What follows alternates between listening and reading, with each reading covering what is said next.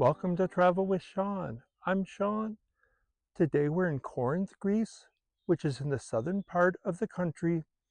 We're starting our tour of ancient Corinth at the Acrocorinth, which is the ancient fortress. Right here to the right is the third gate leading into the ancient fortress. On my other side is the second gate leading in to the fortress. From here, we'll go into the ancient Corinth. Corinth is about 50 miles west of Athens and about 300 feet above sea level on the Gulf of Corinth. The ancient city of Corinth developed at the northern base of the Acropolis of Corinth, known in Greek as Acrocorinthos, or in English as Acrocorinth. The fortress on top of Acrocorinth is nearly 3,300 yards long and is one of the biggest castles in Europe and the largest one in Greece. With the temple of Aphrodite on its highest point, Acrocorinth was first founded and built in the 4th or 5th century BC. At the height of its influence and power, the temple housed 3,000 prostitutes, and the city of Corinth was dubbed the place where many a sailor went bankrupt. Prostitution was considered a religious act for communicating with Aphrodite, who was the goddess of love, beauty, passion, and fertility. I guess the sailors of the time were very religious men, considering many a sailor went bankrupt. Acrocorinth is accessible by car, and tour buses stop here. If you're an avid hiker or bicyclist who enjoys inclines, you will love walking or riding to the fortress from town. Accessing the fortress can be a bit challenging. After parking, you need to climb up several stairs, and you have many inclining paths to walk up. The fortress at Acrocorinth was guarded by 3 defensive gates. We're now passing through the first gate, where you find the site's security office. As you can see, the trail inside is a mixture of cobblestones and dirt with protruding rocks, so be sure to wear good hiking shoes and take your time. The Roman army destroyed Corinth and demolished Acrocorinth's fortifications in 146 BC. Corinth was re-established as a Roman colony by Julius Caesar in 44 BC.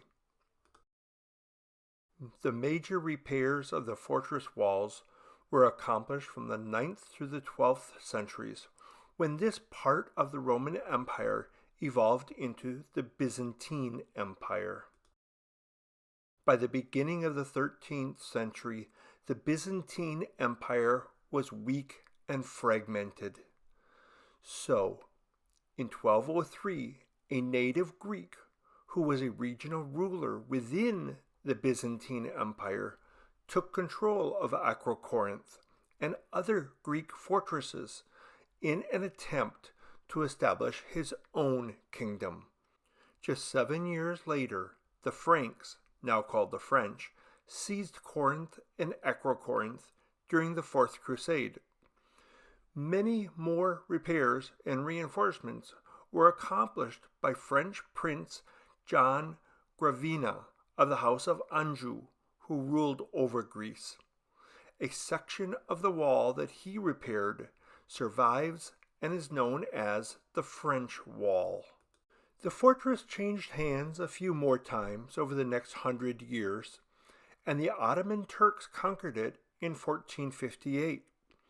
During the Great Turkish War of the late 17th century, Venice successfully captured large portions of southern Greece from the Ottoman Empire, including Acrocorinth and Corinth. During this time, Venice fortified Acrocorinth fortress and used it as a major defensive point against the Ottomans. But the Ottomans regained control in 1715. After this, the fortress became increasingly less occupied as people began moving into the city below.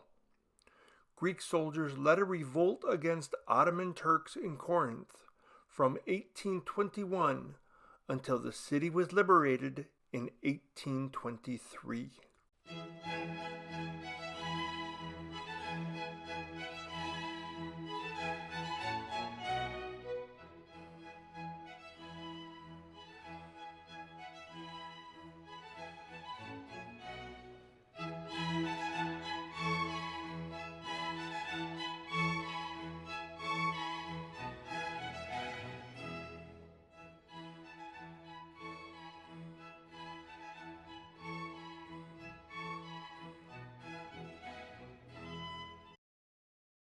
This is called the Venetian Wall because this is part of the fortifications that Venice built after they conquered Acrocorinth.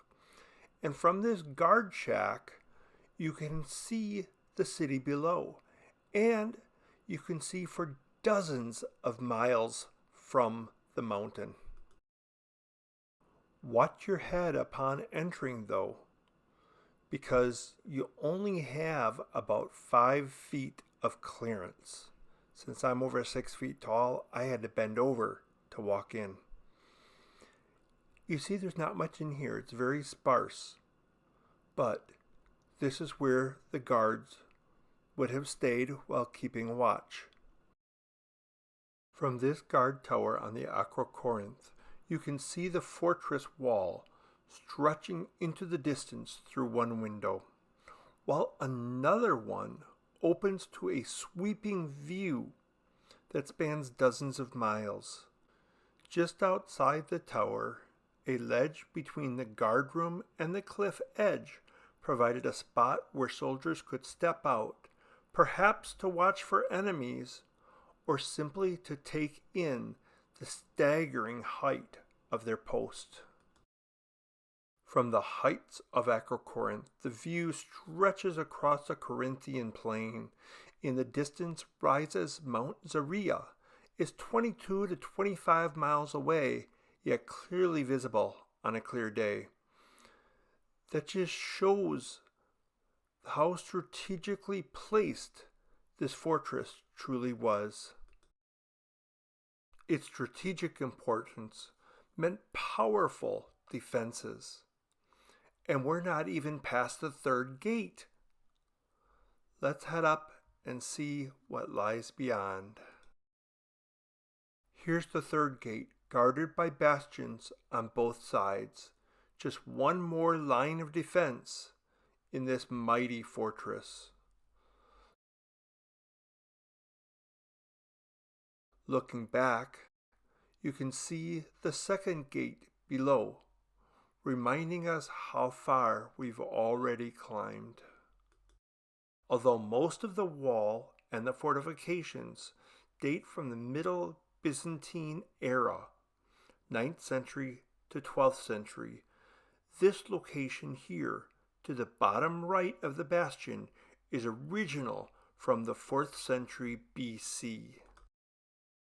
Looking through the third gate, can you spot yet another guard tower? Strategically placed to watch this entrance.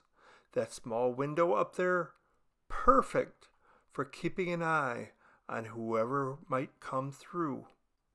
As I step inside, you can almost feel how seriously the defenders took their job.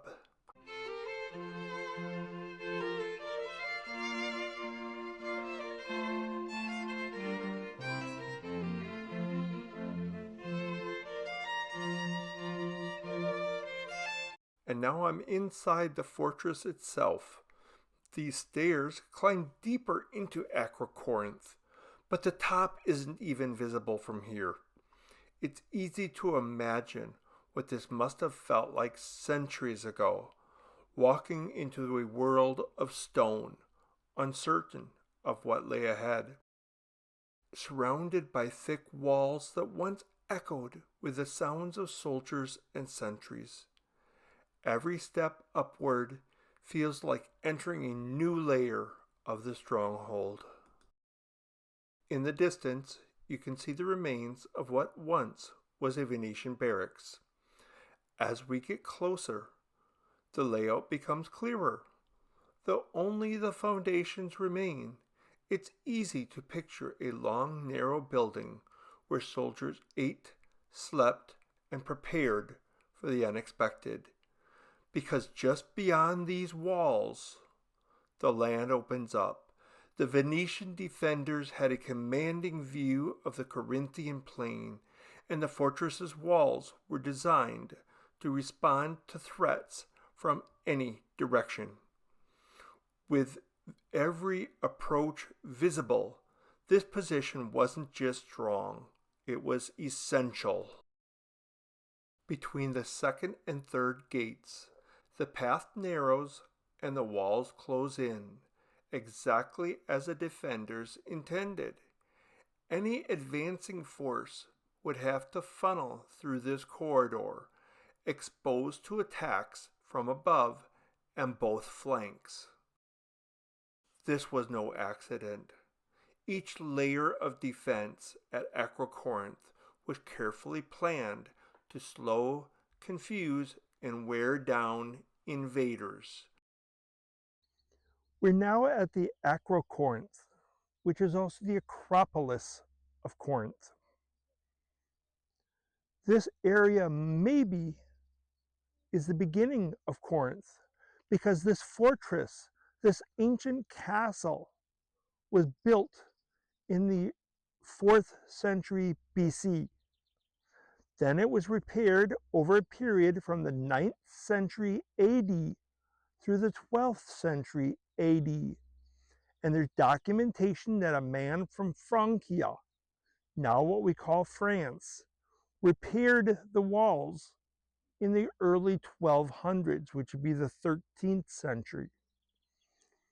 This area was occupied, of course, it was probably built by the Greeks, ancient Peloponnesians, which is this region, Peloponnesia, not sure how to say it.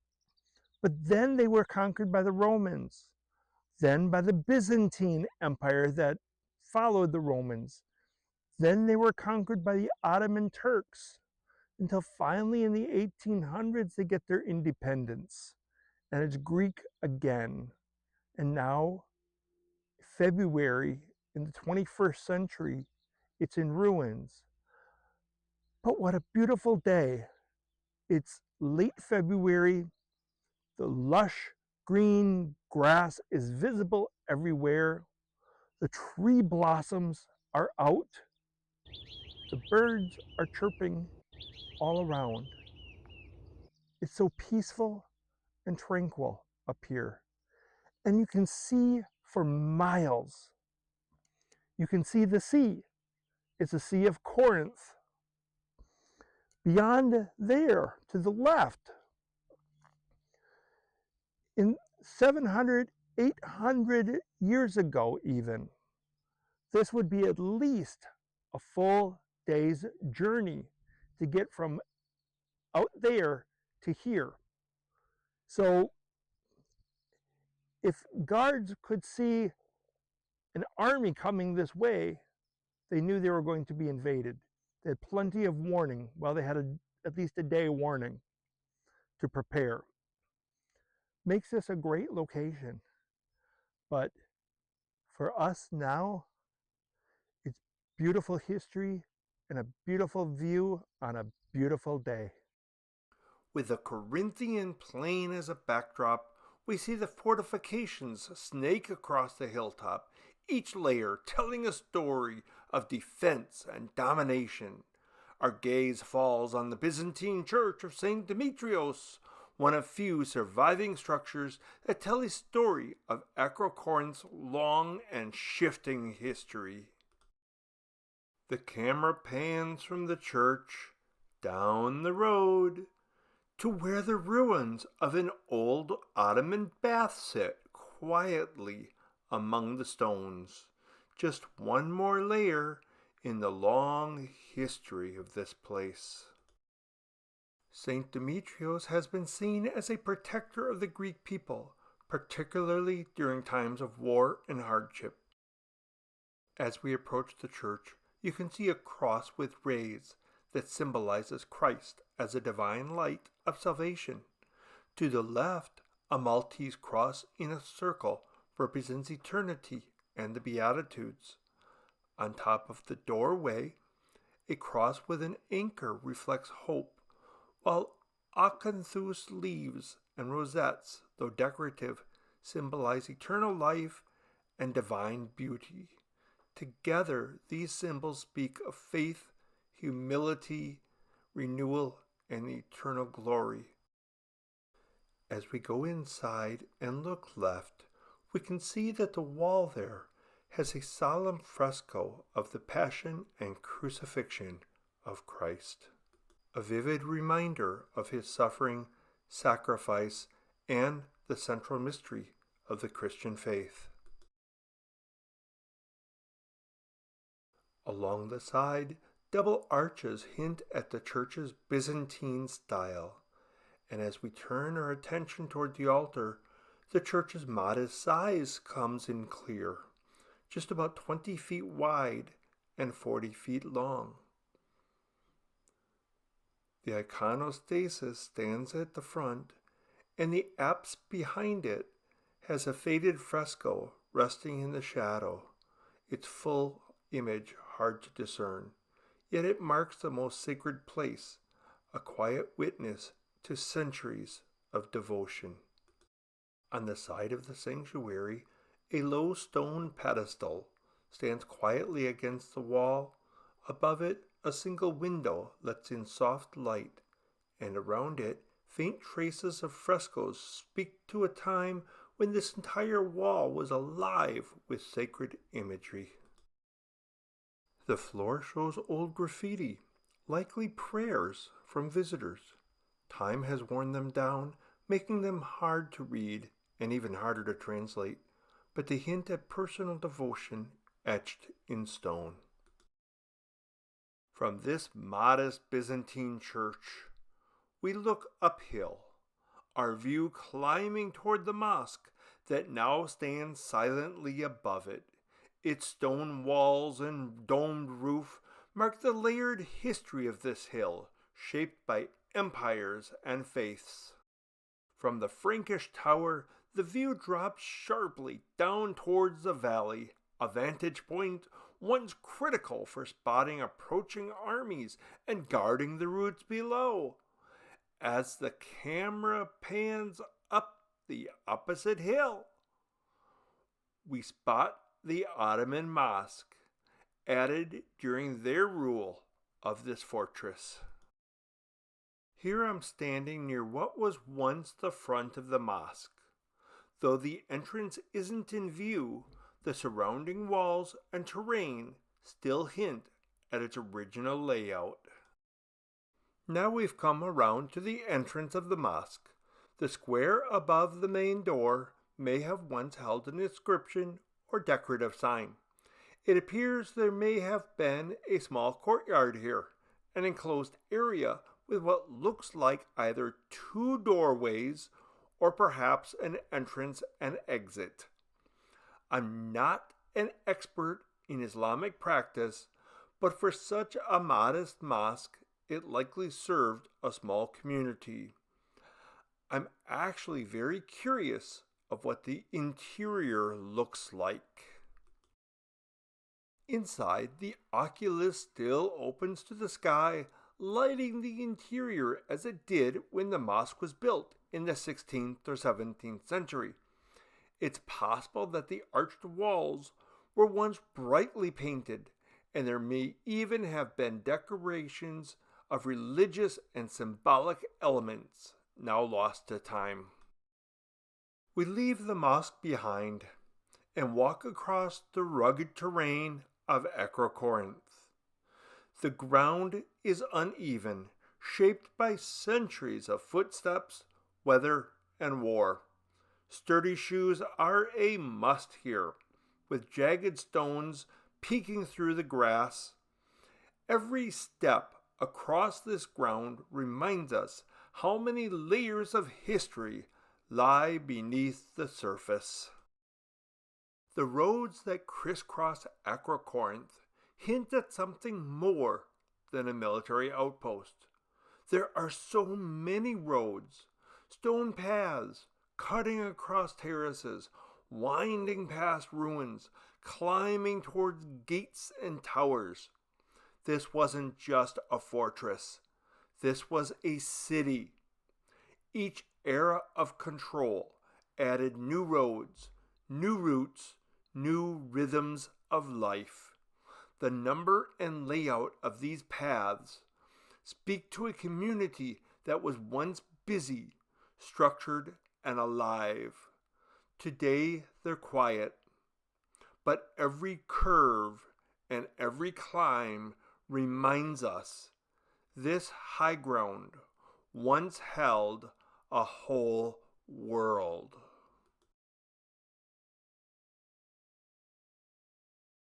The terraced layers of the Citadel reveal how carefully this mountain stronghold was shaped over time.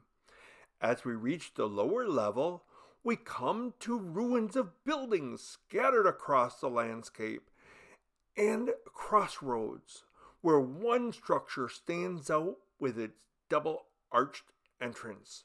Perhaps it was once a forge or a workshop. From the Church of St. Demetrios, we can see the road leading to a small stone mosque, built into the hillside, likely for a small garrison or local worshippers. Behind it stands the shell of an Ottoman bath.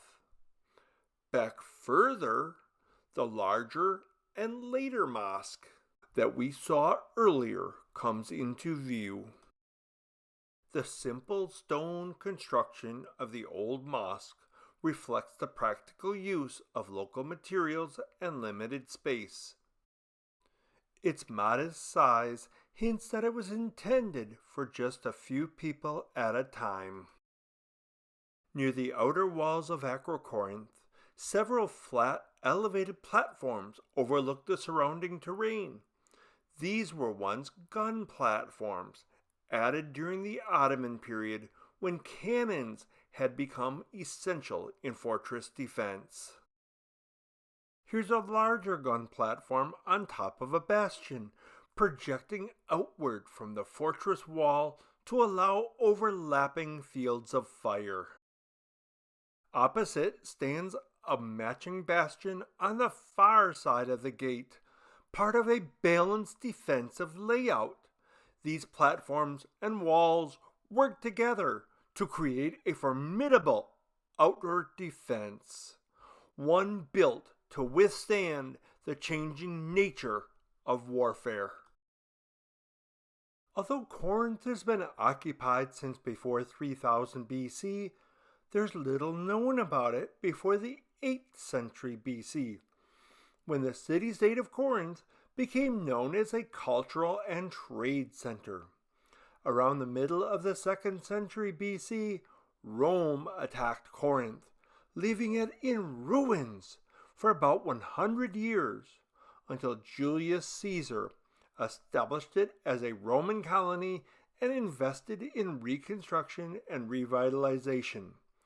The Apostle Paul spent about 18 months in Corinth, from AD 50 to AD 52, one of his longest stops during his missionary travels.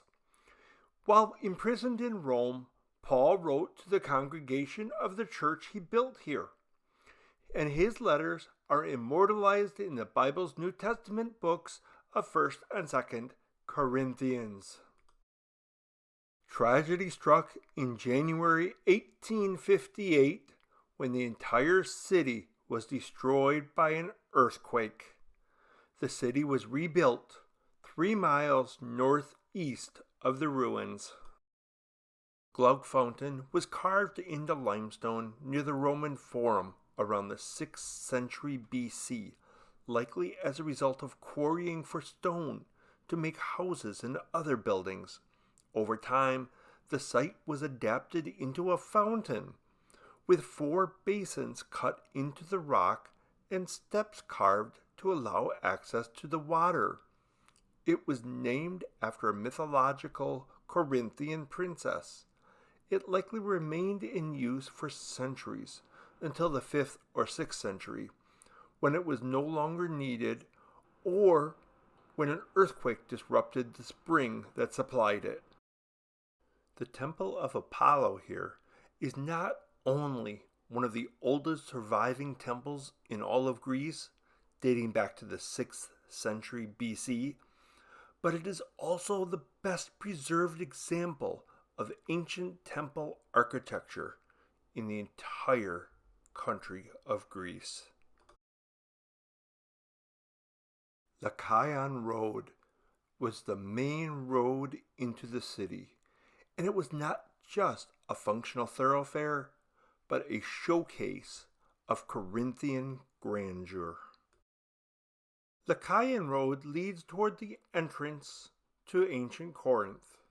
The ruins on both sides, once shops, stoas, and public buildings, were part of the high-end commercial district for travelers arriving from the port. Monuments line the road, with the bottoms of their pedestals still visible. As we look to the left of the road, the Temple of Apollo comes into view, one of the oldest and most iconic landmarks of ancient Corinth.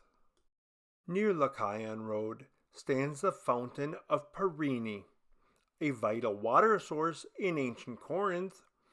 According to mythology, the fountain was created from the spring of the nymph Perini. The monumental structure, with flowing water and surrounding colonnades, served as both a practical resource and a social gathering spot. Perini was one of the first structures rebuilt after the establishment of Corinth as a Roman colony in 44 BC. Sadly, this is all that's left of the monumental entrance into the city of ancient Corinth. This intricately carved stone once stood along the Lechaion Road. Its wreath motive suggests it was commemorative or part of a dedication, likely tied to civic life. The Temple of Apollo was built in the 6th century BC, replacing an earlier temple that was destroyed in the 7th century BC. This monumental structure stands as a testament to the city's classical grandeur. This is the Roman Forum of Corinth, laid out after the city was reestablished by Julius Caesar in 44 BC. Built over part of the old Greek agora, it became the new heart of civic life. Over time, other emperors expanded it. The Roman Forum was the civic heart of Corinth, lined with its most important public buildings. Among them was the council hall that we see here, where the town council met to govern the Roman colony. This is the bema, the municipal court, where the magistrate would sit in judgment of the accused, such as what happened to the Apostle Paul when he was in Corinth. A church was built here in the Byzantine period, and this is where its altar was. From 1050 BC to 750 BC, this area served as a cemetery. Between 620 BC and 590 BC, one of the graves was looted. Archaeologists have identified the remains of a male, around 40 to 50 years old, with arthritis, who stood about 5 feet 8 inches tall. This statue near the Corinth Canal is a reminder of Poseidon's role as god of the sea, an important figure in Corinth's maritime history. The ancient Diolkos, A monumental overland trackway once allowed ships to be hauled across the Isthmus of Corinth, bypassing the long and treacherous journey around the Peloponnesian Peninsula. Built in the 6th century BC, this innovative route played a vital role in Corinth's trade and military strategy. Ships were rolled along this path, cutting travel time and boosting commerce. The ancient Diolkos has been split by the modern Corinth Canal, completed in 1893, and a street leading into the modern city of Corinth. On both sides of the canal, remnants of this ancient trackway still remain. Now we've come to the end of our tour of Ancient Corinth and Acrocorinth. Thank you for watching. I always appreciate your support. Until next time, bye bye.